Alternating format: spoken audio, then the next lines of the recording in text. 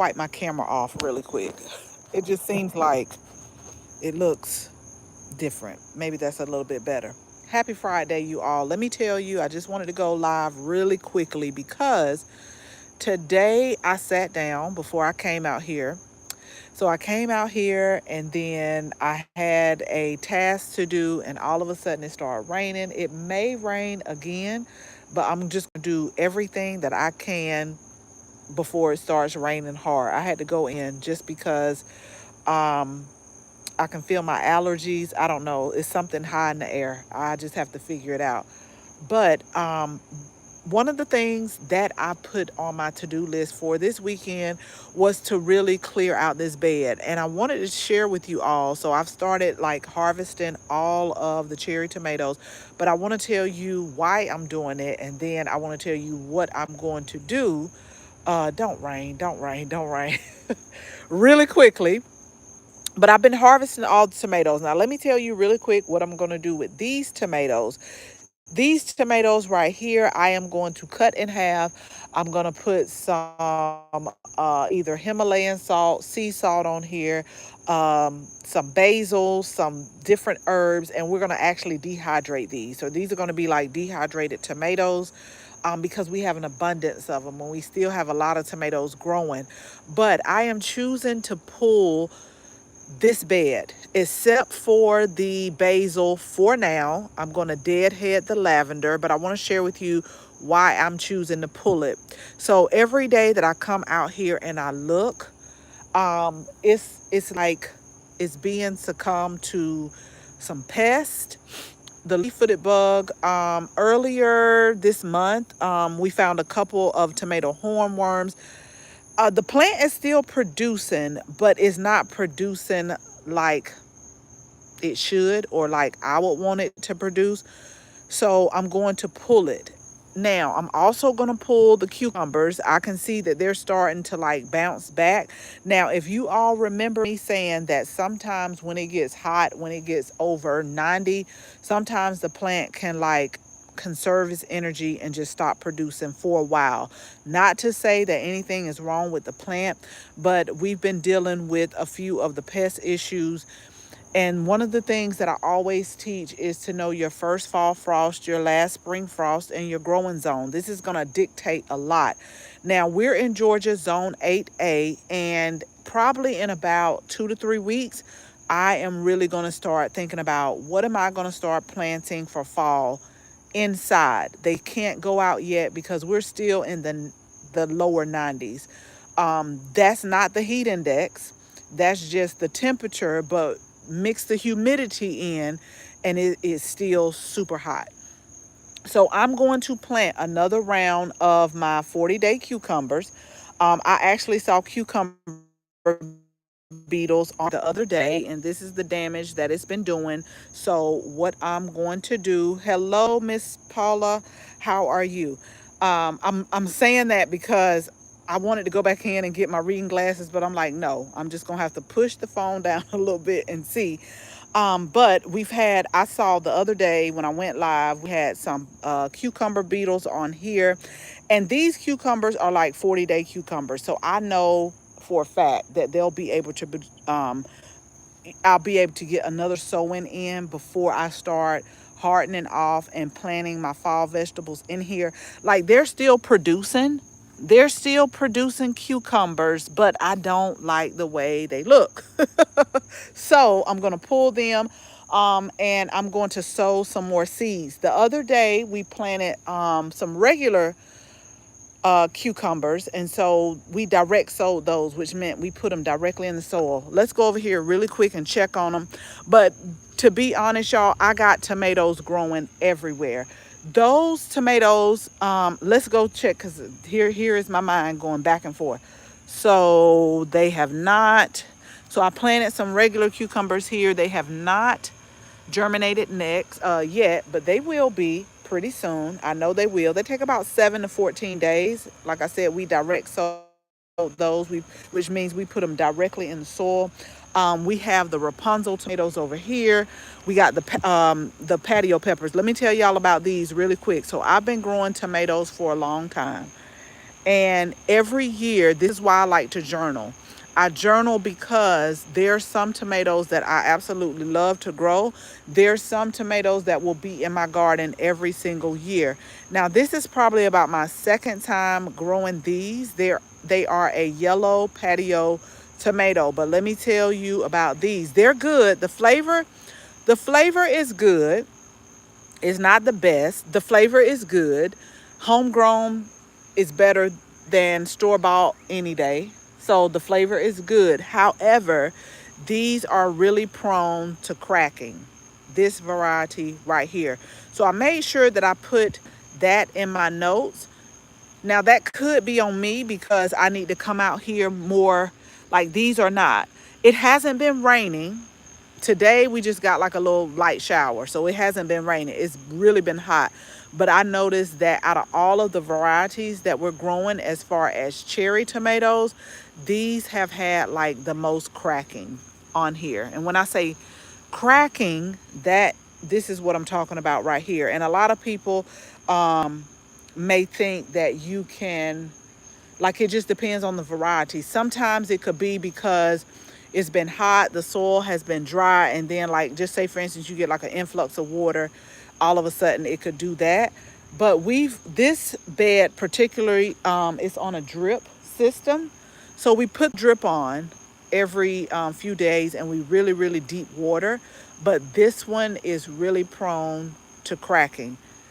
Not that I won't grow it again, but I will just make sure I notate that, like I've already done in my garden journal, and just say, okay, if you're gonna grow this yellow patio tomato again, it's very good as far as production, but it is prone to cracking. Can you self plant English cucumbers? When you say self plant, do you mean direct sow? If you mean direct sow, which is put it directly in the soil, yes, you can. A lot of times people will do that.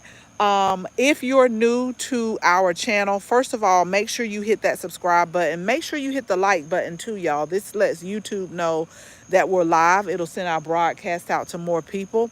But for people who know me, a lot of the times the reason why I start a lot of my seeds in cell trays is because I like to strategically place them where I want to go. And we did a video the other day. And one of the things that I do when I direct sow is I specifically wet the soil really, really well. Like, I water it deep, I wet it down, because once I plant the cucumber seeds, I don't come back and water it again, because it may dislodge the seeds, and then it may not be where you want it to be per se. Now it may not move. So to be honest, like where you see this at and where you see this, like I planted these right there. But if you have like a lot of seeds in the bed and you water it, and just say your water is on like jet and it's not on a mist or a shower, it could like dislodge them and move them a little bit from where you may want it to be in the garden. So if any of you are new to the channel, I do like to start, like, one of my favorite things is to start my own seeds, but I like to start them in cell trays, because once they have germinated and I've hardened them off, if I've grown them inside, I don't have to harden them off if I've grown them outside.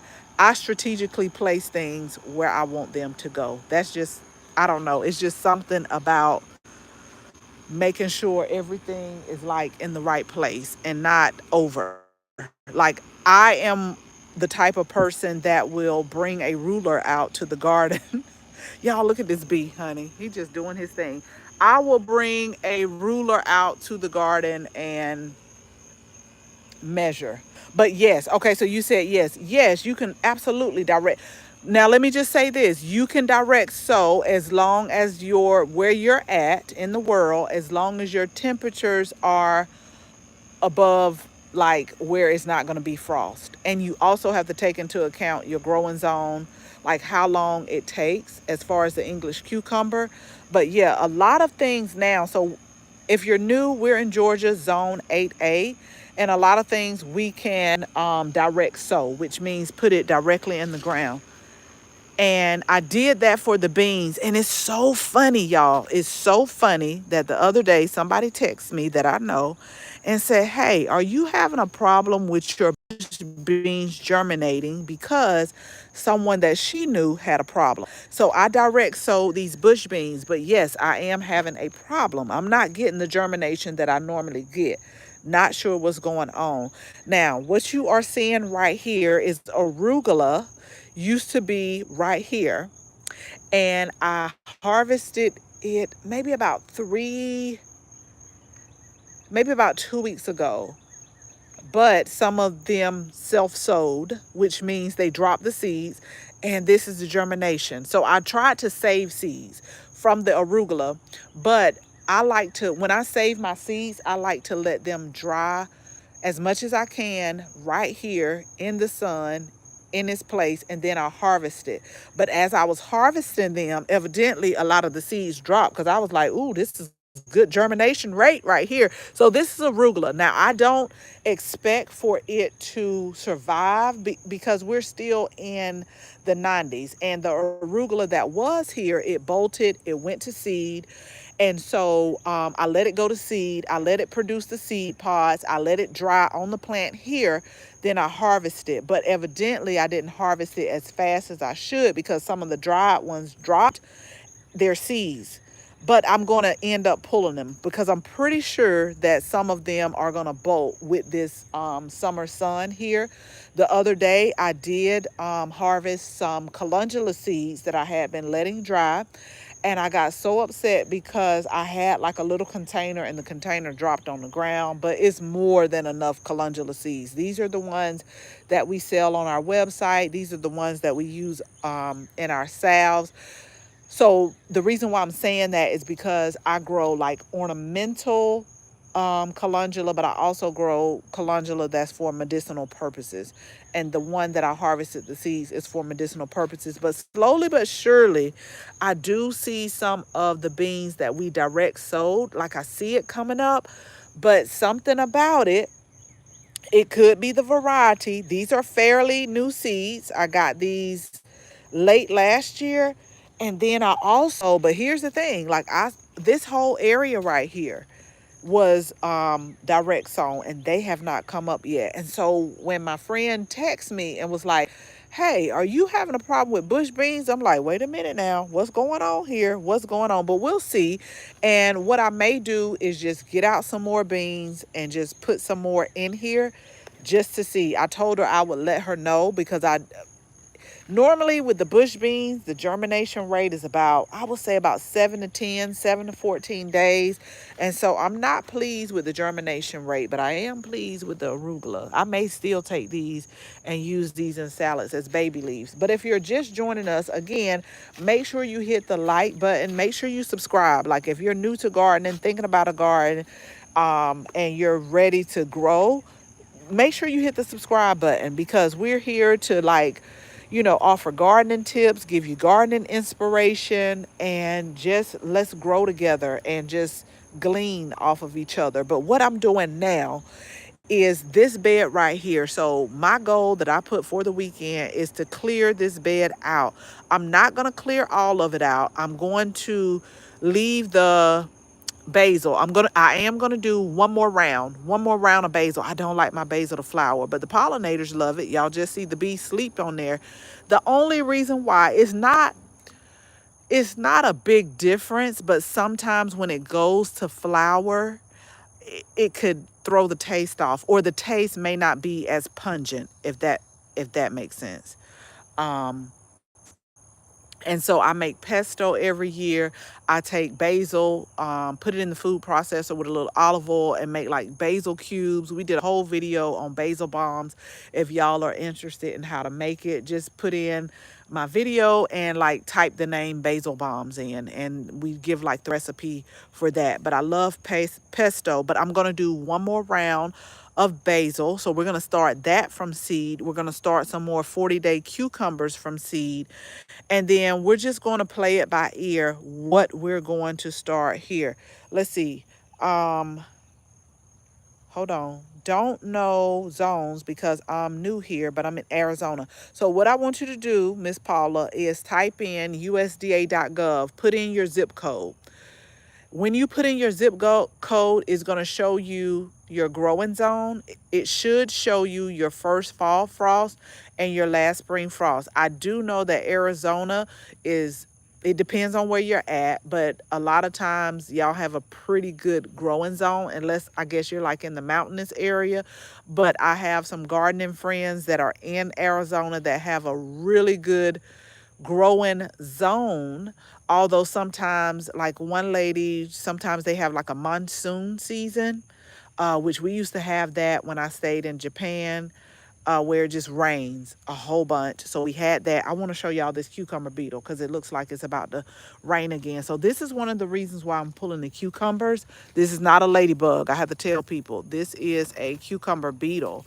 And if you look at the leaves, this is why I'm pulling some of these 40-day cucumbers. See, just real disrespectful. And this is the damage. So if you see the damage right here, this is the damage that it has been doing to some of the plants. And so this is why we're going to pull it and we're going to start again.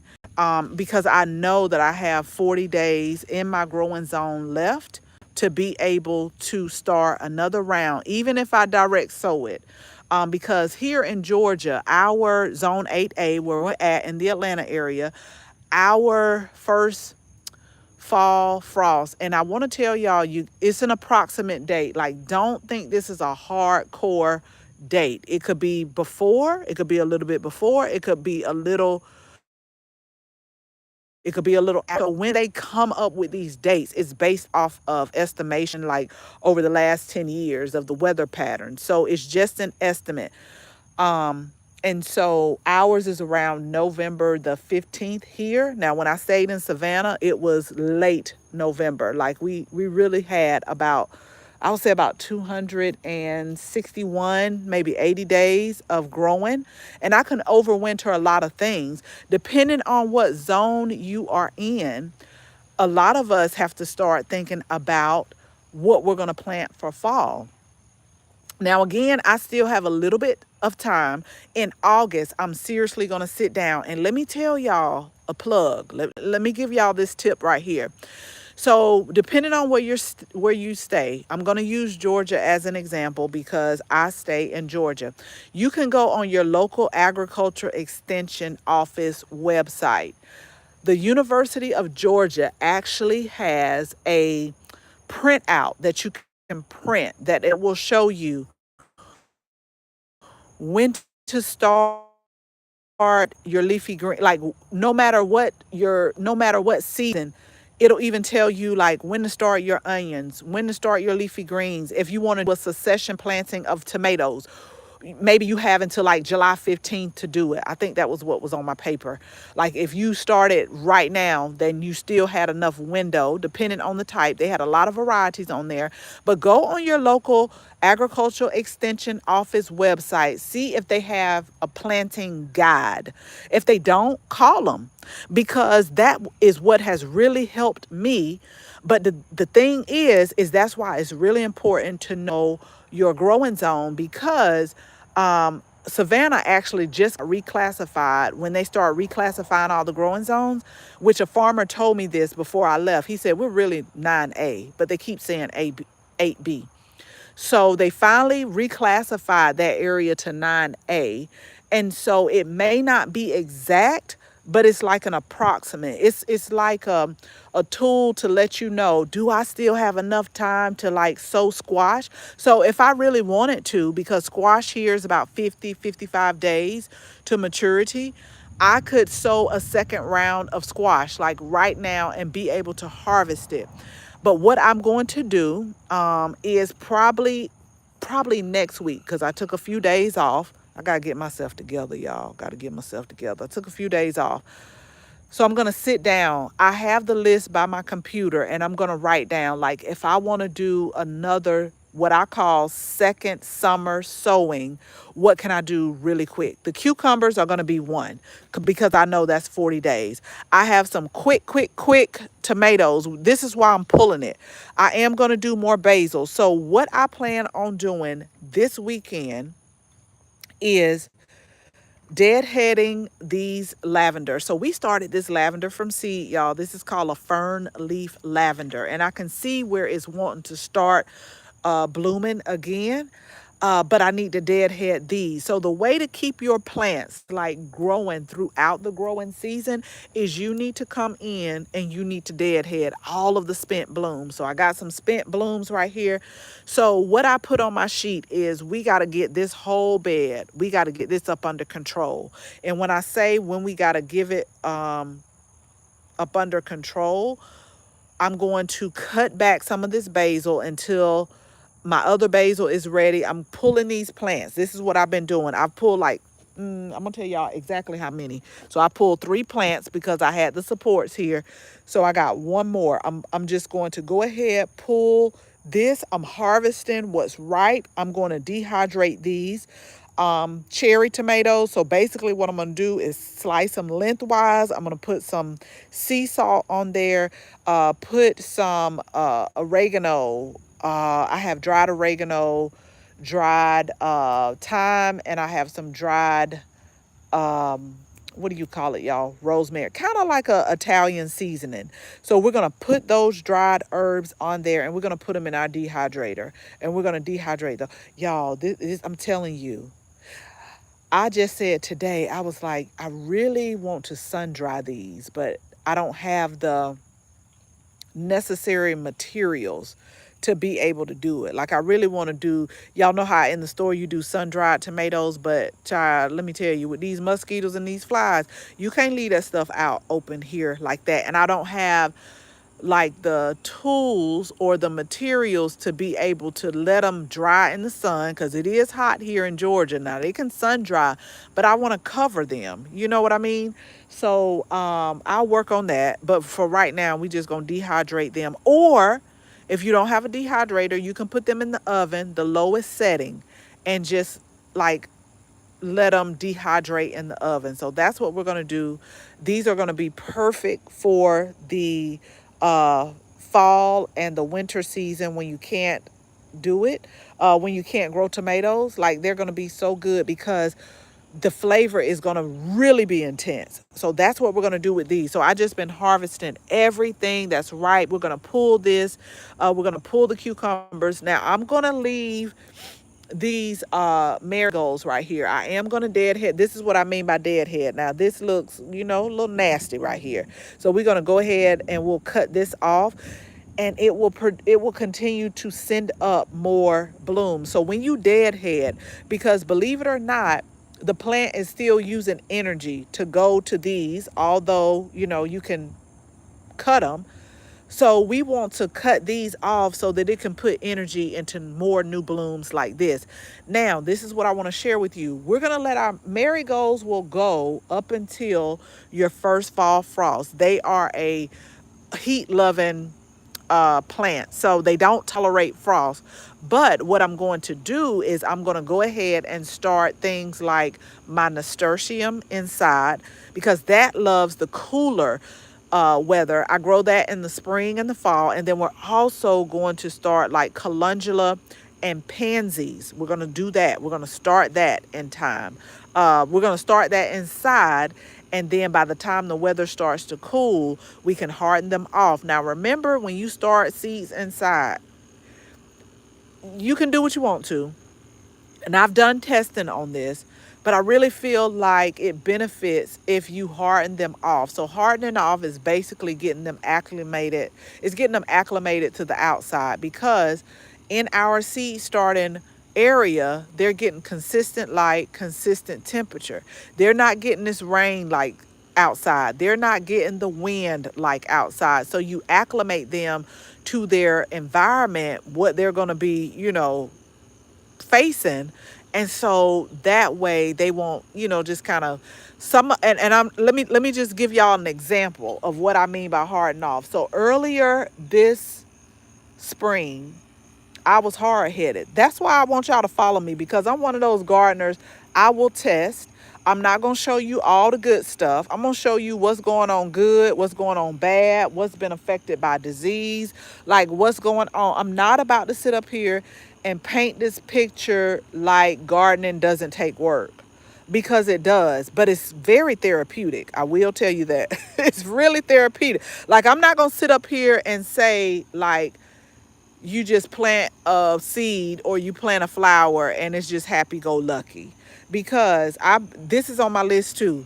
This need to come up. These are, I don't, y'all know I don't like to call them weeds, but these are plants that shouldn't be here, and I don't like stuff like that because I don't know what's dwelling underneath, and so I'm like, you got to get that up. That can't, you I like to see where I am walking, because people we got species that will sneak up on you. Trust me, I know, in a minute. But I want to share with you me being hard-headed. I test stuff out. Oh, but before I go and show you, this is what I also want to share with you. And I may have shared it with you the other day. This is why I'm not finna get on here and I'm not gonna sugarcoat and say, yeah, y'all, just plant this right here. It's gonna be so lovely. It takes work. But what I will tell you is the payoff and the reward is so worth it. Like, I wouldn't trade anything in the world to be able to come out here. Like, I just told my daughter the other day, she was making caprese salad, which is basically tomatoes, mozzarella, and basil. Okay. I told her, she was like, do you have any dried basil? I was like, girl, all this basil I got here in this garden, you better go get you some leaves. Like, we known to grow herbs. Like, I love to grow all type of herbs. And I'm just like, if you don't go get some basil, no. Now, don't get me wrong, at the end of the season, I do dry basil. I do. I will dry basil, but while it's fresh, I use it fresh. But I'm gonna show y'all an example. Oh, let me show y'all this real quick, y'all. We gonna get on track. Y'all keep me on track, because sometimes I be like, let me show y'all this. Let me show you. So this is what I want to tell you also about gardening. So I had 6 banana peppers. And stay tuned. I think I'm going to put it on my community post. Like, this is really why I garden, y'all. I know what fresh food tastes like. I know what it's supposed to taste like. But the other day, I'm going to put it on the community post. The other day, I sent like a little everything from the garden. So we had some banana peppers. We had some of the garden salsa peppers. I'm going to show you. I sent cucumbers, but I just sent like a little care like a little care bag, to some friends and family. And that just means the world to me. And it means the world to me when Chris reports back, or I get a text that say, wow, thank you so much. These were so good. These were so fresh. My last text was, these cucumbers were so crisp. Like, that is what makes me like continue to really just continue to grow. Like, I know what the stuff should taste like. But I also wanted to share with you how you can grow things and you can give it the same conditions. They can grow right by each other and somebody want to act up. So I have a total of 6, which is about to be 5. These are banana pepper plants, right? All of them were doing good. So y'all got to excuse me. 2 weeks ago, when we, 2 weeks ago, when we got ready, 2 weeks ago, we had rain. It rained so good. I was like, ooh, thank you. But a couple of days later, I want y'all to see what this plant did. I have no reason why. Like, it seriously just checked out. So I got to pull this. I just put a short up on with okra. I'm not on top of my game with that. I'm letting this okra go too fast. If you don't pick okra, like if you see it, I'm going to give y'all a quick example. If I see this okra, y'all see this little, not this one, that's gotten too big. This one, look at this one right here. By tomorrow, overnight, this needs to be picked. So I pick them between about 2 to 4 inches because they can get fibrous. Now, y'all know I don't fool with okra. But my mom and my youngest daughter likes them. This one has went too far right here. They just get tough and they get woody. But this is what I wanted to share with y'all about me being hard-headed. So earlier this season, Now, peppers are one of those ones where you really need to wait. You need to wait until after your last spring frost. And I bought these peppers as transplants. These are called garden salsa peppers. They're not supposed to be hot, a little bit of heat, but great for making salsa. So I'm like, okay, I'm growing tomatoes. I was growing cilantro at the time because cilantro for us is cool weather. I'm like, okay, y'all know I don't like hot. Jalapeno might be pushing it a little bit, which we do have some jalapeno. That was one of the peppers I was able to give away, but we do have some more. We do have some more coming. So I cut all of the jalapenos off. But the garden salsa, this is what I wanted to tell you. So normally you really need to wait till your soil temperature warms up. But I bought these as transplants, and I was like, you know what? I'm going to put them out. They should be fine. This one right here, and the way I can tell it didn't like it, and we had like a little cold snap. That's why I always tell people for like peppers and tomatoes, even though your last spring frost, so ours is like just say April 15th, wait about 2 or 3 weeks, because what happened is we had a little cold snap. And if you can see how these leaves look versus these leaves, see, they got a little bit of that cold snap because the soil temperature was not warm enough, and we got a little fluctuation in temperatures. Now it bounced back to up here, but still I knew better when I put them out. But I didn't want to, this was the thing, y'all, I didn't want to take them inside to the basement and then have to harden them off again. So I said, may the strongest survive. And so it did take like a little bit of setback with the way these leaves look. So that's why I'm saying, like, you got to know your first fall frost, last spring frost, your growing zone. You got to know that, because some of our friends in Florida, some of our friends in like Southern California, they have amazing growing zones. But let me share with you what I learned while living in Savannah is that, like, some of our Florida friends, their tomatoes may do better, just say in November or February or March, and you thinking you can't grow no tomatoes then, but they may be like a 9B, a 10A growing zone, because what I noticed in Savannah during, just say, the end of June, July, August, our plants struggle.